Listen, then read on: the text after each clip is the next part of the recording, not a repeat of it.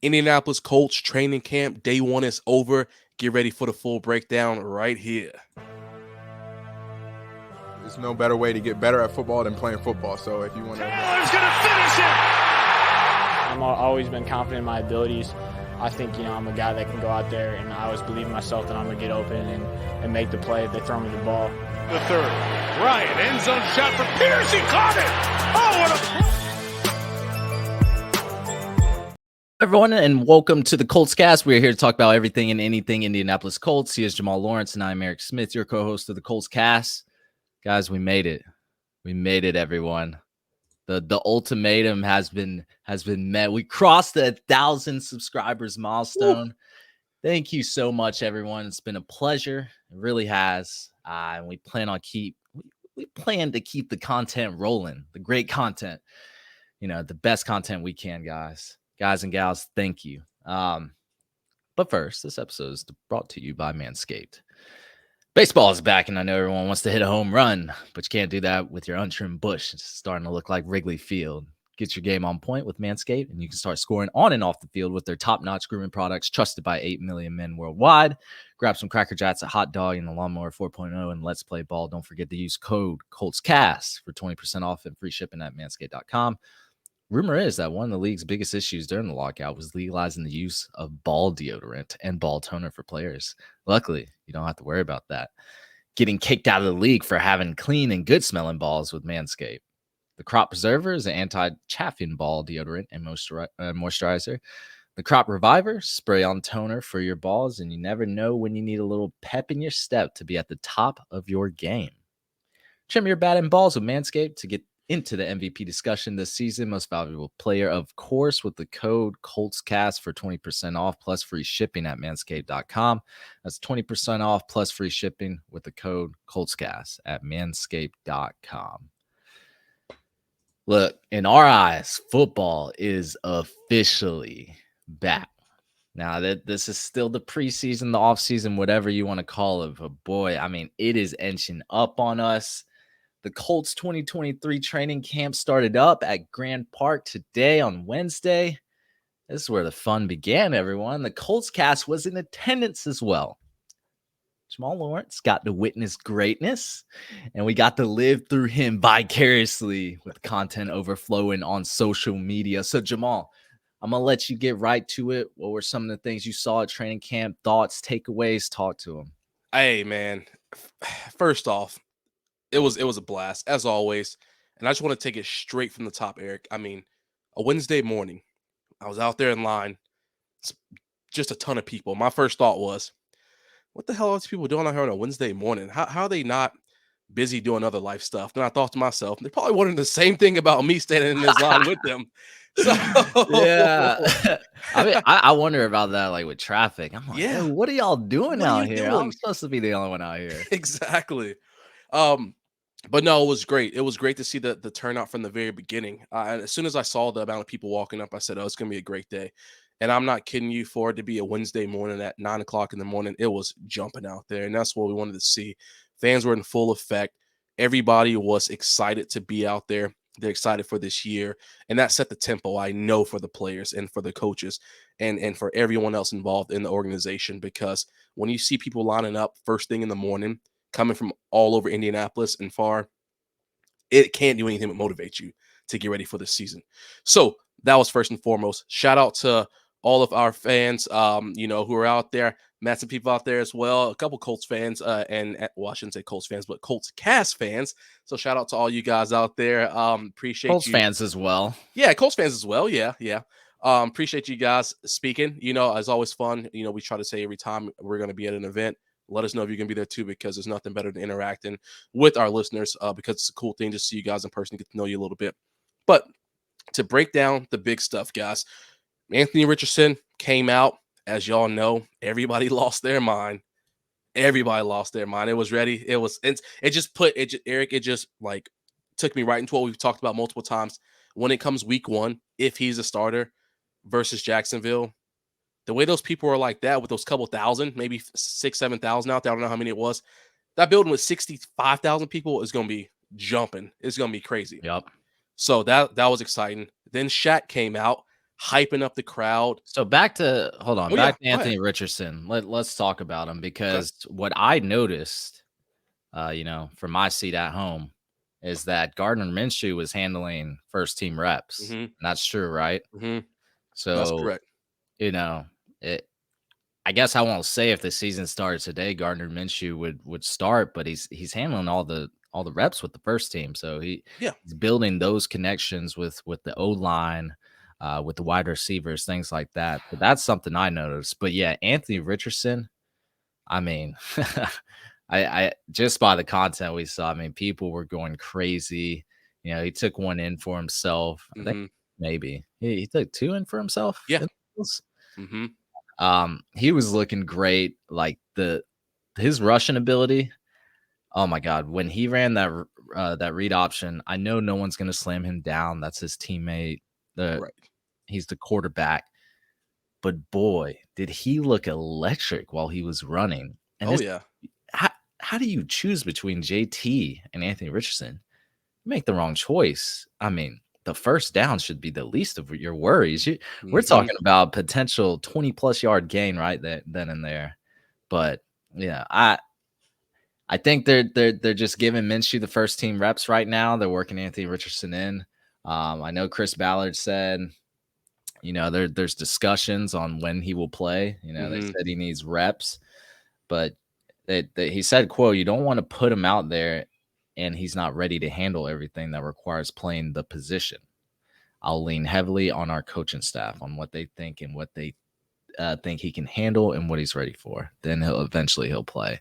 So they're not putting him out there until they all are fully confident that he is ready to go, ready to bring them wins. That's what I think.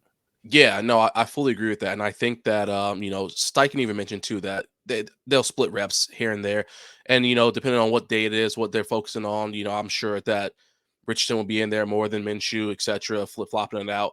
But I can tell you right now, everything that I've seen from what the players have talked about, Richardson has been in that building, learning that playbook inside and out, forward and backward, up and down, just to make sure he is ready in the event he's called up for that.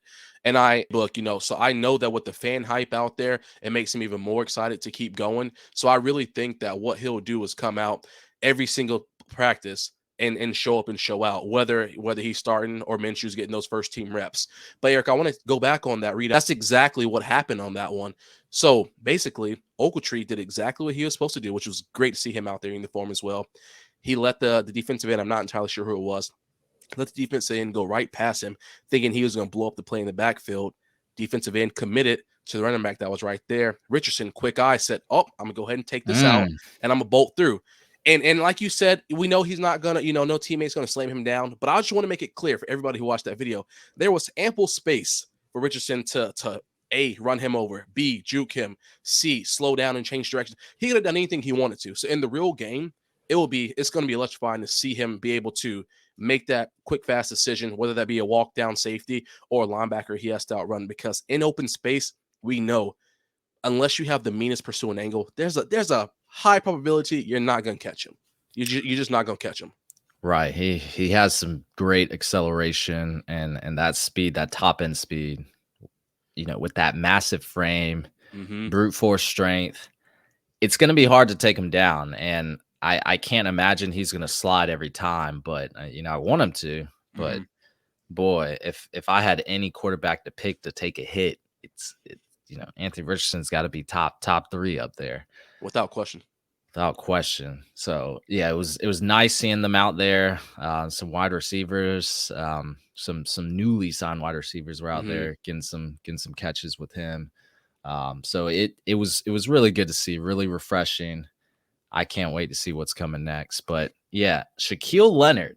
I know you want to talk about him, but a surprise to me. I did not expect to see him day one out there. Last thing we heard is he does not have a timetable to return to practice. I think we heard that back in May, maybe June, but I thought day one. Yeah, I was real shocked with that. I think they've been putting up some smoke screens for us, needless to say. But I'm not gonna lie. What got me the most is when Jim Irsay talks, because we know Jim Irsay is not a good liar. He is blunt, and he just says whatever without really thinking about it. So when Irsay was saying just the other day on McAfee's show, oh, we don't know, we'll see what's going on. In my mind, I mean, I told everybody who listened, I said, he's out. I'm like, yo, it's done. I mean, as far as I'm concerned. So I think there were a lot of smoke screens coming from front office because he ran out there, crowd got hype, and everyone lost it because he came out there with his helmet on. He was warming up. He was ready for everybody. He got a chance to get a couple plays when there was 11-on-11 out there. So in 7-on-7. So I was surprised to see him just geared up and ready to go. And he could tell he was excited to be back. This is more of the Shaq that we used to see back in 2021, where he wanted to really be there. So that was kind of nice to see, because I felt like even last year when he came back before he got hurt in that the game where he broke his nose, it was still just kind of like, oh, I'm here.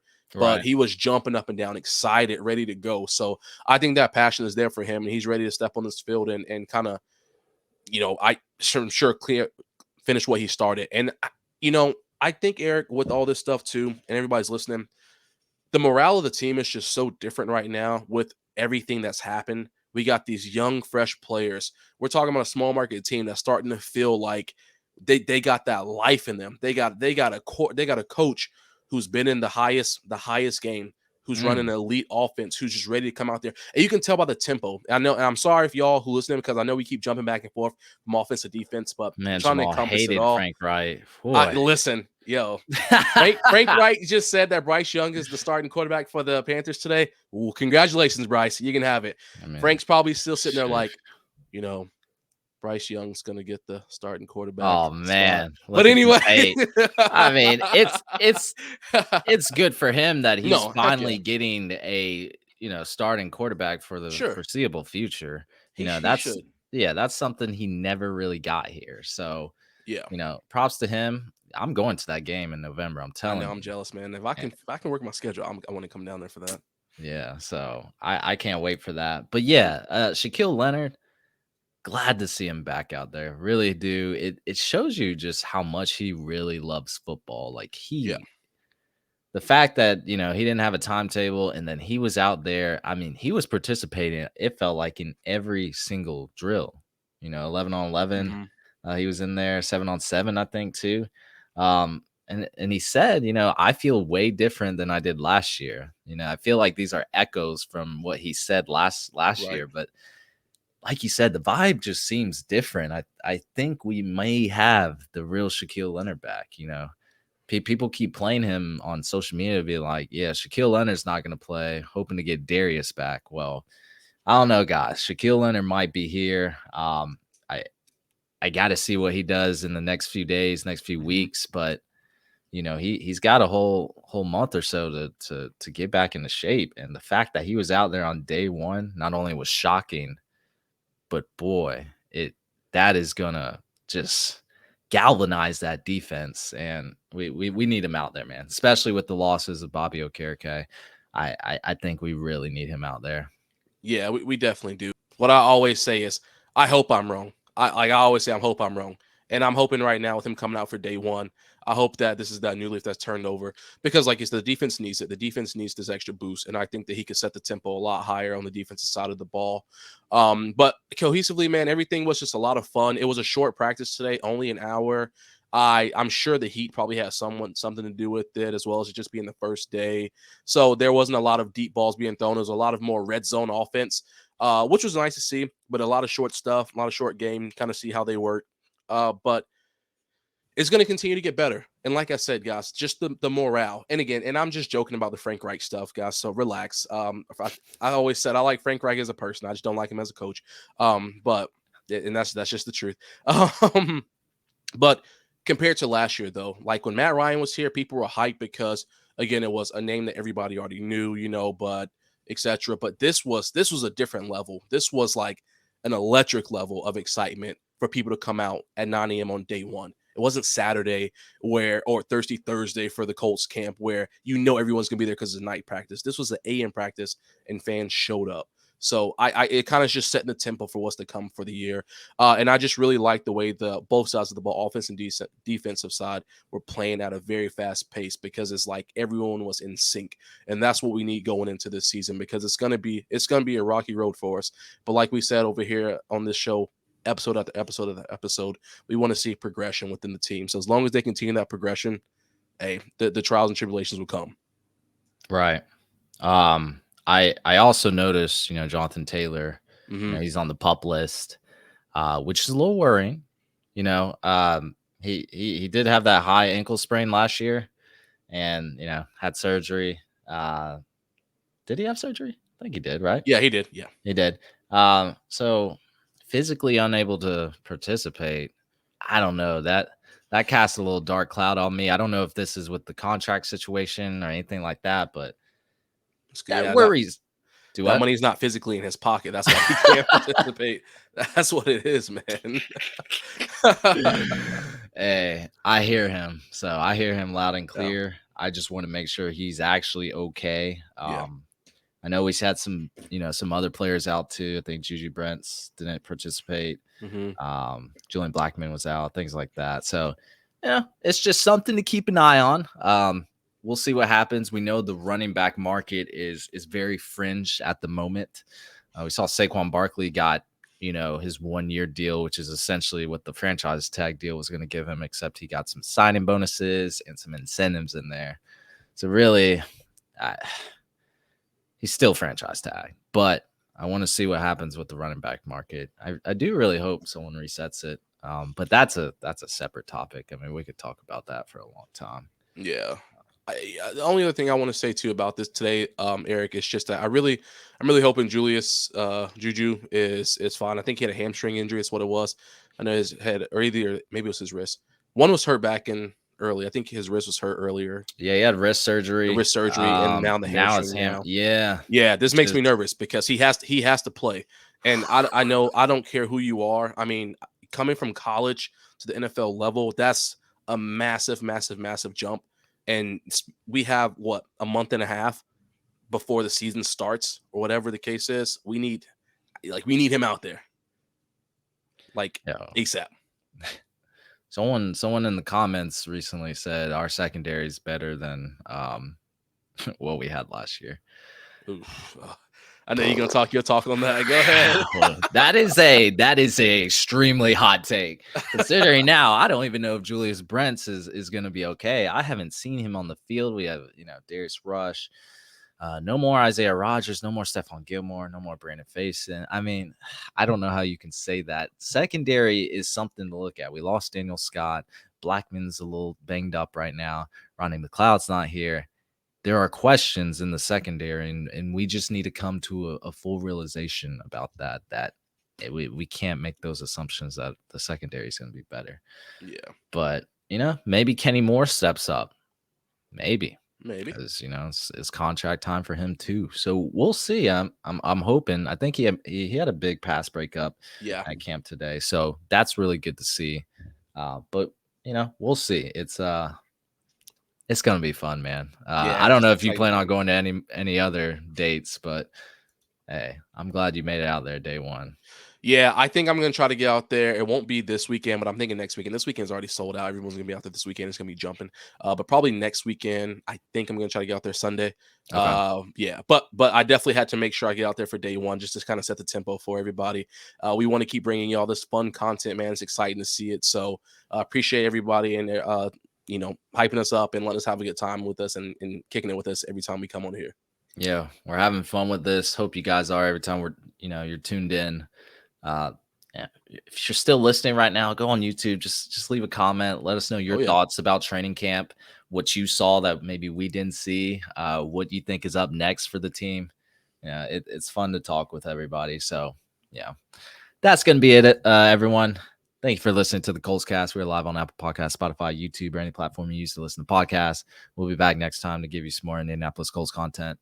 You guys take care. Take care.